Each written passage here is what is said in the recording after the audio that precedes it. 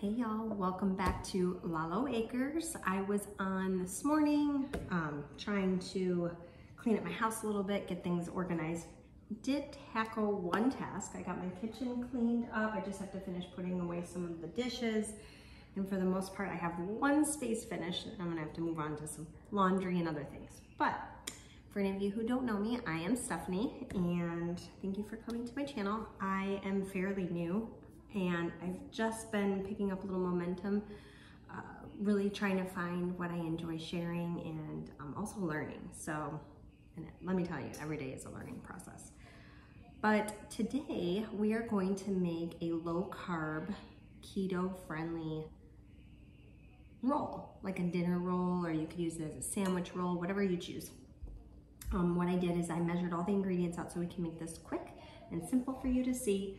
But I will show you some of the ingredients that are, or all of the ingredients that are in this recipe. This recipe is not mine. This is from another woman who is also keto, and I will make sure to link it in the description so that you can follow along. This is a very healthy roll.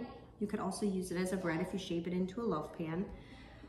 And I liked this one because it uses 45 grams, so 5 tablespoons of psyllium husk. And for any of you who don't know what psyllium husk is, it is a heavy, like high fiber, I don't mean heavy, like a nutritious high fiber, it's not necessarily grain, but it's from a husk, and it is so good for you. It's packed with so many amazing nutrients. It helps with inflammation in your muscles and joints and all that good stuff. And then it does also use a little bit of almond flour, which I have here. You can use any kind. I sometimes get I prefer like the bigger bags of organic if I can find it somewhere, but I also go to Aldi, or you can find it at any grocery store really. And then also we're gonna use some apple cider vinegar, some baking powder, eggs, and salt. And that's it. So let's get started. The first thing we're going to do is line a parchment paper pan, which I did right here, and I just put that aside. I set my oven to 350, so you want that to start preheating and getting ready for you to transfer the rolls in. And next we're going to start by adding in our, let's see, combine the flour, psyllium powder, and it says here you cannot substitute the psyllium. Some people like to use flaxseed or other binding agents, but for here it says you cannot do that. So we're using the psyllium, which I prefer anyways. So we're gonna do the almond flour, the psyllium husk, baking powder, and salt. Psyllium. The psyllium is 5 ounces. The almond flour is 1.5 cups, or, I'm sorry, I said that backwards. The almond flour is 5 ounces, 1.5 cups, or, what am I saying? I'm so confused. The psyllium husk is 5 tablespoons. These 5s, they're like messing me up here. And then also now we're going to add the baking powder. The baking powder is 2 teaspoons. So we're basically doing our dry ingredients first. And what I like to do is throw any baking soda or baking powder in my hand and kind of break it up like this. It helps get rid of any lumps. I don't know if any of you have ever had this happen to you, but if I've made like cupcakes or bread or something, sometimes if you have like a lump of baking soda or baking powder that did not fully like dissolve or incorporate, and that's not very delicious. So that's how I do it. And I just wipe my hands off on a towel. No big deal. All right, now to that, we are also going to add salt, and the salt is 1 teaspoon as well. I like to use pink Himalayan sea salt. I feel like it's maybe the most natural, and it's unrefined as well. So 1 teaspoon of salt. And we're gonna just mix all these things together and kind of push down using your spatula any lumps in the flour. Sometimes almond flour gets a little chunky. You can sift it, but this one looks really great. And I really don't see any lumps in here at all. But I do like to incorporate all my ingredients, my dry ingredients together real well. before I add my wet ingredients. Okay, now, next thing, we're going to add in the eggs and vinegar and mix until the dough becomes thick. It is calling for 3 egg whites. I divided the egg whites already and I set aside the egg yolks. I have a feeling that we're going to egg wash the top, so those will be perfect for later. So we're gonna, in this little well here, I just created a little well. I'm gonna pour my egg whites. If you get a little egg yolk in there, it's okay. It's not gonna hurt anything at all. Egg whites, and then we're also gonna add the apple cider vinegar. This is measured out. So 3 egg whites and, where is it? 2.5 tablespoons apple cider vinegar or 1 ounce. I did everything in weight, other than obviously the baking powder and the salt. Vinegar in. And now we're gonna mix that all really, really well until a dough starts to form. Okay. Good. Mix until combined and dough firms up.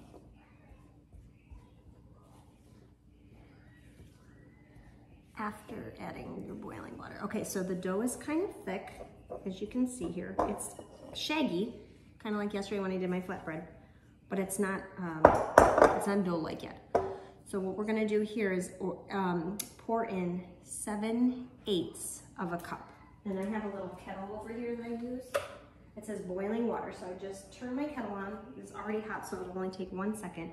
7/8 of a cup, a little less than 1 full cup. So I have my measuring cup here. We're gonna go in between 3/4 of a cup and 2 cups. You can see here, we're gonna go in between that because it says it's 7/8 of a cup. We're gonna hope that this is accurate. This recipe I've not made yet before, but when I looked it up this morning, I was super excited because it had 45 grams of psyllium husk, and psyllium husk is just so good. I can't reiterate that enough. So yeah, I'm excited. Okay, moving on. We are almost done. Looks like we're gonna roll out the dough, form the balls, and then bake them. That is so easy. I'm loving this. I am loving it. Okay, let's get the water. There we go. And like I said, we're going to do in between, let me turn it this way. I'm a lefty. 7/8 of a cup. So in between 3/4 and 1 cup.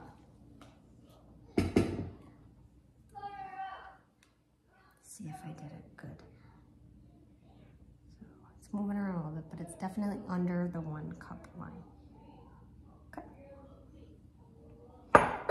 Let's just verify because sometimes I'm gonna take a little out just to be on the safe side.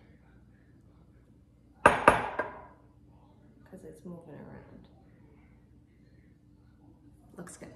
All right, so mix until well combined and dough firms up. Okay, so we're gonna pour it slowly.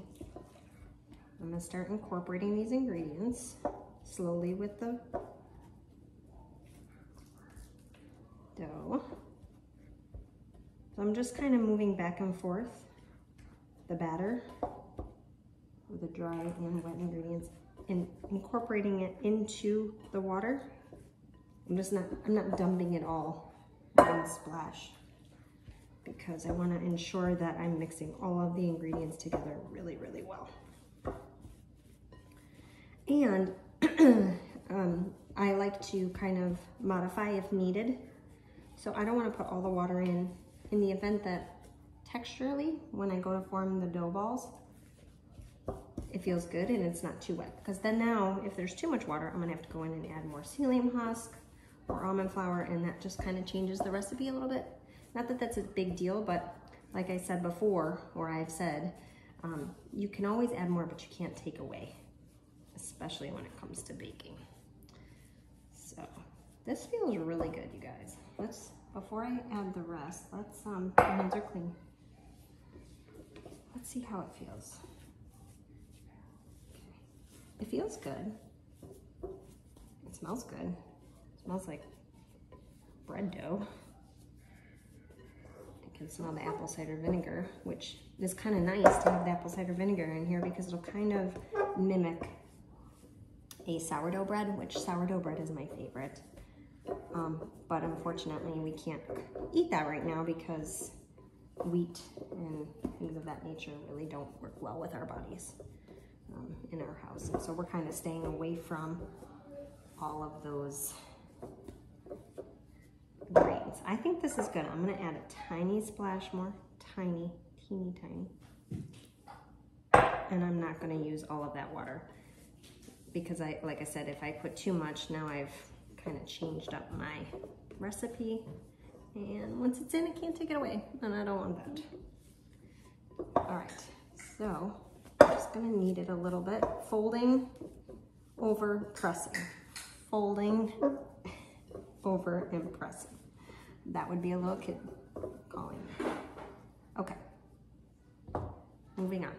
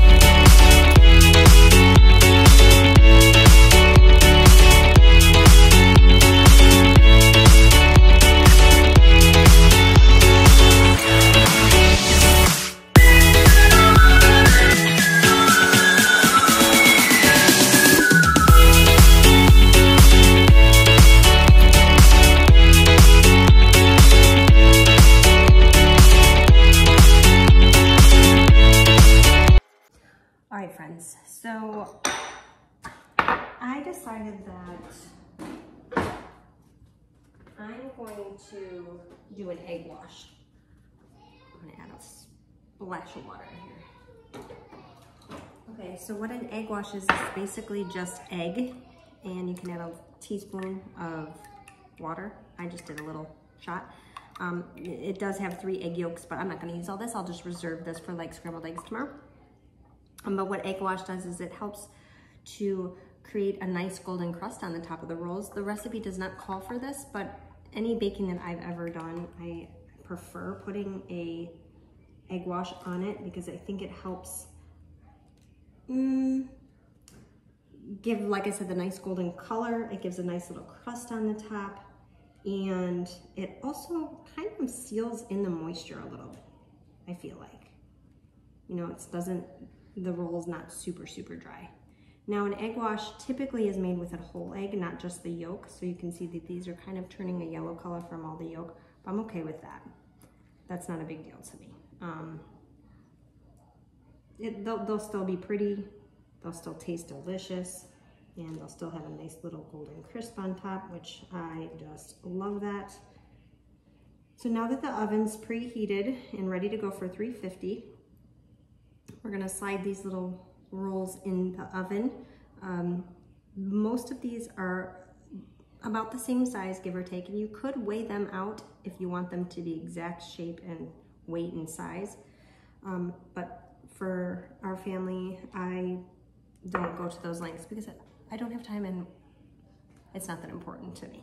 I have one large roll or ball, and I just put that in the middle. Jeff can have that one. So let's pop this in the oven. And I'm not using the very top rack, I'm using the rack that's from the top. Actually, no, it's 1, 2, 3, 3 down.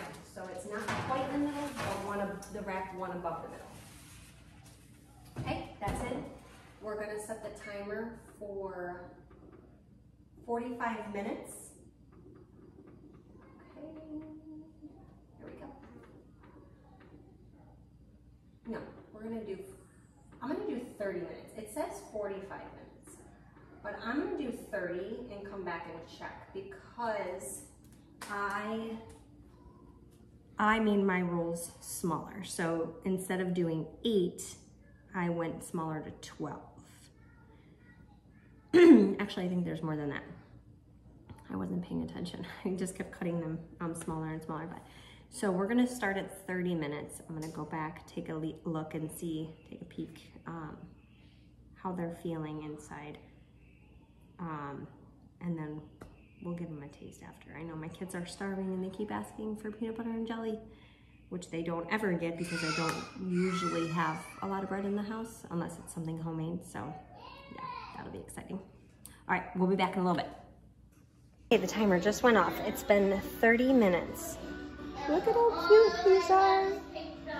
Aren't they cute? We're gonna check the big one because this is the one with the most dough and I don't want it to be undercooked. I'm just gonna insert my little chopstick here and make sure that it's clean and that there's no dough on there. Yeah. Ooh, feels clean. It did stick for a second, so you know what? But they are very soft. I think I'm gonna put them in for 2 more minutes. That's it, 2 more minutes. And set the timer and we'll take them out. We're gonna let them rest for, we'll give them like 5 minutes just so that they can cool down because I don't want them to get hard. So 2 more minutes. Just because sometimes if you cut into a bread or a roll or anything too quickly before it's cooled a little bit, it'll get gummy. I don't know if you've ever done that before. You like chew it and you're like, oh, that's a weird consistency. Gotta let your bread cool. So we'll be back. Okay, we're back. 2 minutes is up. These beauties out. Now they are a little on the small side. I think I could have maybe left them at 8 balls, but I wasn't sure. It did say that sometimes they double in size, which I'm not sure how that works if you don't have yeast, but apparently. And so I just wanted to be sure, but look, I want to show you. See, there's like a golden yellow crust. It's kind of shiny. The balls feel nice and soft. These rolls are amazing. Okay, we're going to let them rest for a few minutes, and then when we come back, we're gonna put some butter on them and try. Oh, I can't wait. So I wanted to cut one open. They're super tiny, but look at how amazing this is. They smell so good, and they're the cutest little thing. Now, the one thing that I would change, I haven't tried it yet, and we're gonna make sandwiches for the kids. I would not make, so what do I got? 6, 12, 13, 15, okay? I would only do 8 or 12 so that they're a little bit bigger. But I do love the fact that they're puffy, see? And they're nice shaped. So these will be like little appetizers. Or this size you could use as like a slider if you have like little burgers or something. Maybe they're a little too small, but these are perfect for the kids. And I'm gonna make them again, but we have to try this. I'm like dying over here because they look so good. Look at that. They're not gummy. They're still a little bit warm. Okay, let's get some butter. I like to use really good butter, like a grass-fed butter. Okay.